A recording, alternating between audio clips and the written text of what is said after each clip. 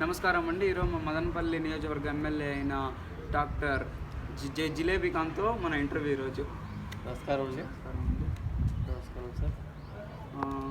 ఇప్పుడు మీరు ఎమ్మెల్యే అండి ఈ నియోజకవర్గానికి, అలాగే మీరు డాక్టర్ అయ్యారు, ప్రముఖ డాక్టర్ అయ్యారు, అలాగే వ్యాపారవేత్త.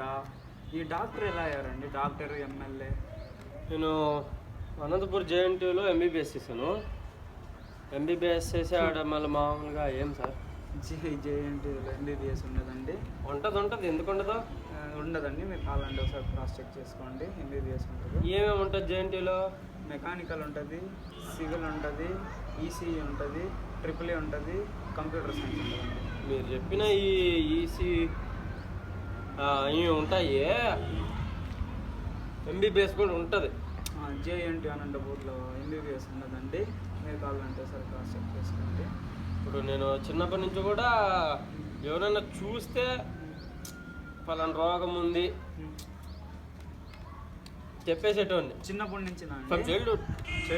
ఫ్రమ్ చైల్డ్హుడ్ కూడా నేను అంతే చేసేటోడిని. అందుకని మీరు డాక్టర్ జేఎన్టీయూలో జేఎన్టీయూలో ఎంబీబీఎస్ ఉన్నదండి. మీరు కూడా సార్ కనుక్కోండి సార్. మీరు మర్చిపోయి ఉంటాను సార్, కనుక్కోండి.